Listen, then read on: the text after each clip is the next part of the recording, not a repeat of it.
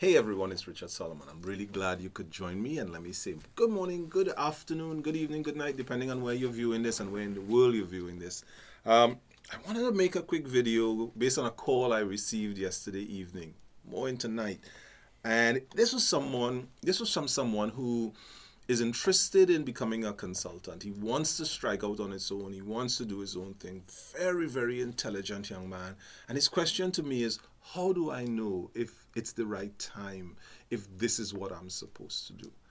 And one of the things I told him, a little bit philosophical, was this is a really personal decision.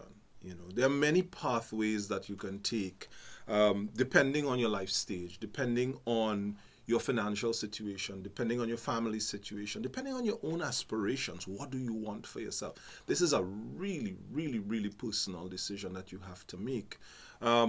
I could not tell him exactly because there's no exact. As an individual, you have to consider quite a few things, take them into consideration in coming up with, a decision for yourself.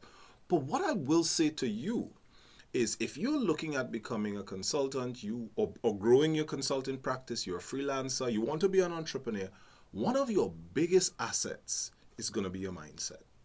The way you think about the world, the way you think about others, the way you think about your business practice. That's going to be one of the biggest assets that you will have. Let me talk a little bit about mindset. Now, one of the first things that you have to consider is, why am I doing this? There are millions, if not billions, of people around the planet who want to work for themselves. Keep in mind that we are not educated that way. Most education systems don't steer you and train you and point you in the direction of being self-employed, coming up with it on your own. Most systems are designed to steer you in the direction of going to someone else's factory or someone else's business and work there. And there's nothing wrong with that. There's absolutely nothing wrong with that. But fundamentally, the mindset is different. When you work for someone, when you get to the office or you get to wherever your work is, the work is there. It's waiting on you. You can just go in and plug in and do it.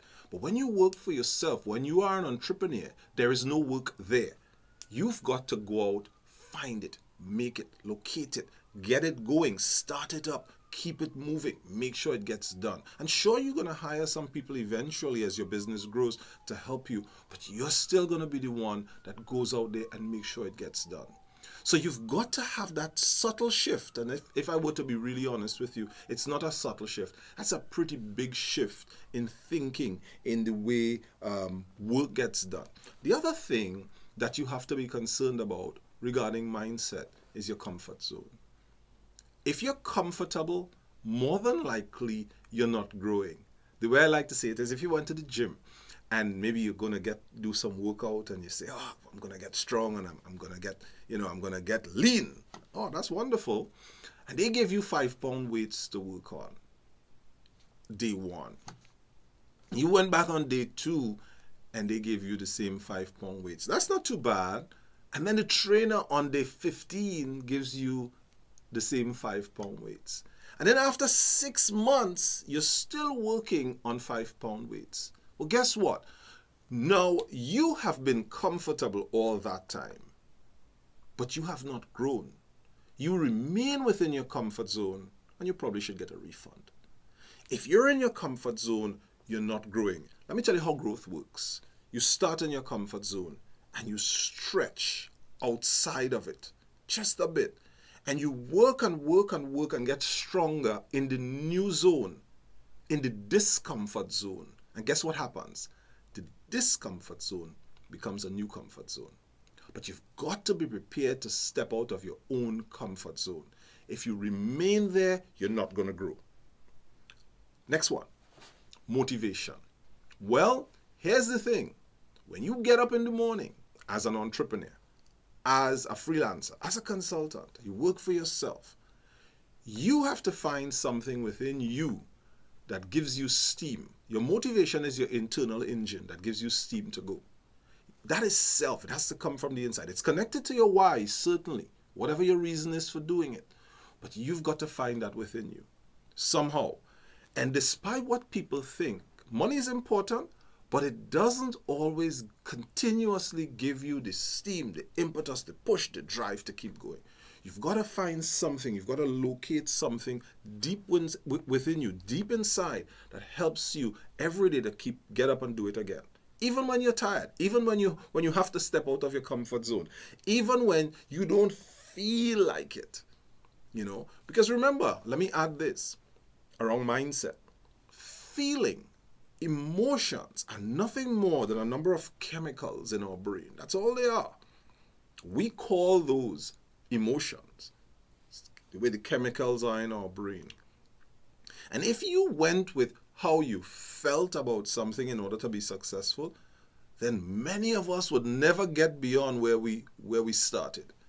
Because some days you really don't feel like it. Some days we feel fearful. Les Brown says, feel the fear, do it anyway. Some days we are uncomfortable. Some days we're tired. But you can't let your feelings run you. Last one. One of the challenges around mindset, or something that you really need to have a very clear mindset about, is people's opinion of you. Now, lots of people will have lots of things to say, especially if you're not working in the way that they think is normal. And normal for most people apparently is Monday to Friday, 8 to 4 in someone else's shop. Don't get me wrong. There's nothing wrong with honest work. You work in an organization, that's fine. But if you decide that you're going to go outside of the norm, then there are going to be people who are going to have all kinds of opinions of you. And I'm not saying that we shouldn't listen to people, but we have to be careful which people we listen to. Think of it this way. If they don't have the fruit that you want from that tree, then why are you underneath that tree? Said differently, if they haven't gone and accomplished the things that you want to reach and accomplish, then why are you listening to them? Because they can't guide you. They can't point you in the right direction. And lots of people, if what you are doing looks different, then for many people, different is wrong. You've got to make that decision. You've got to get very clear about the filters that you put over your ears and your eyes to prevent the wrong set of information from infiltrating your own internal system. You've got to keep your mindset focused in a manner that says, this is what I want. Is it going to be comfortable? No. But there are people who have done it.